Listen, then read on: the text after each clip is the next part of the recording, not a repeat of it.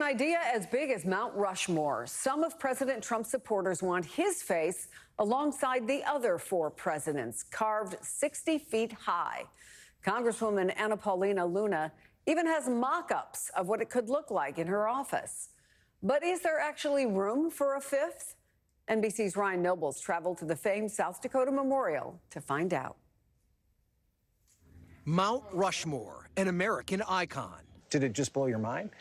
It was a little overwhelming when you first see it. Untouched for more than 80 years, there is now an effort by some supporters of Donald Trump to add his face to the monument. I think history is going to show that he's in the same pantry. Congresswoman Anna Paulina Luna has a bill in Congress that would add Trump to Mount Rushmore.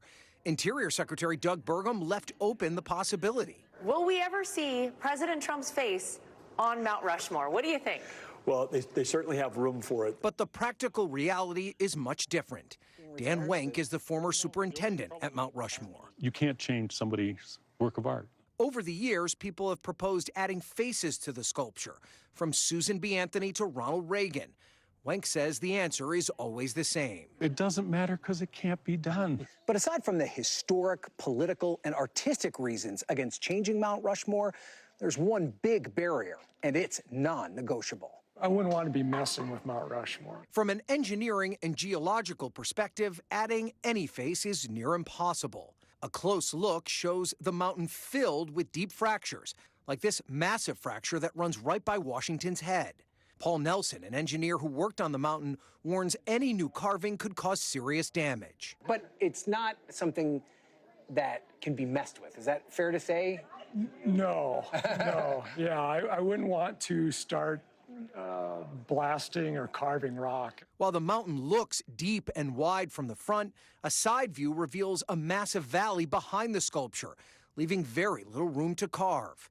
For perspective, Roosevelt's head is 100 feet behind the original granite. You have to remove so much rock that once you remove the rock to get something competent, there's just not any rock left. For Dan Wenk, the conversation is fine, as long as that's where it ends. I love controversy. It's like, bring it on. Yeah. Bring it on. It doesn't matter how worthy someone is. If the rock is not there, you can't carve them. Putting an end to this age-old debate, at least for now. Ryan Nobles, NBC News, Mount Rushmore, South Dakota. Reed Galen is back with me. I don't know if you've ever been to Rushmore. It is an awesome site. But it doesn't stop there. Republicans are pushing to add the president's name or face on everything from airports, D.C.'s metro station, his face on a $100 bill, even a specially signed $250 bill. There's a suggestion to redesignate June 14th as Trump's birthday and Flag Day. A lot of stuff, Mount Rushmore probably among them, will never happen.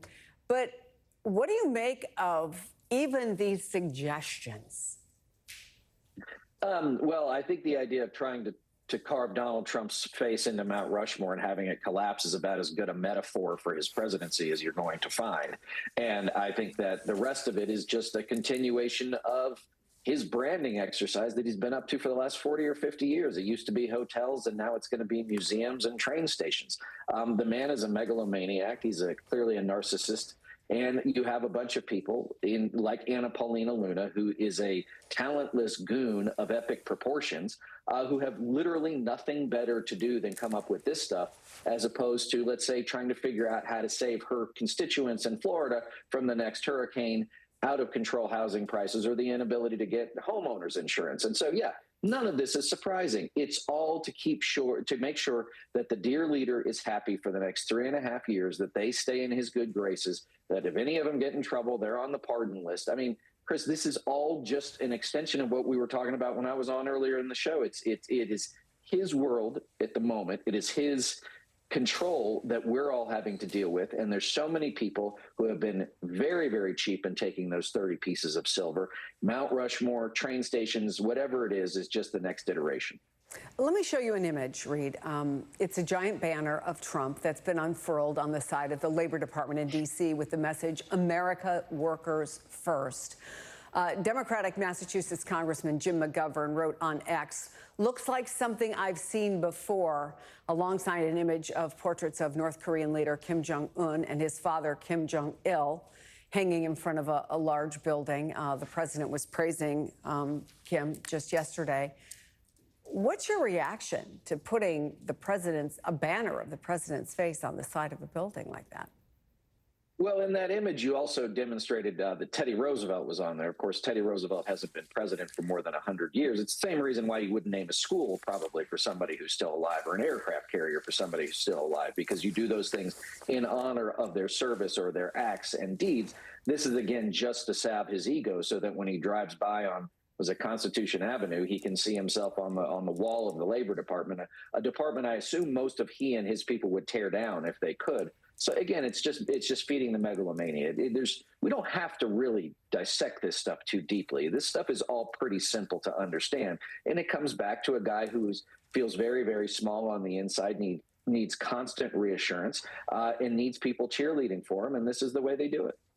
Reed Galen, it's always good to see you. Thank you for coming on the show. And still to come.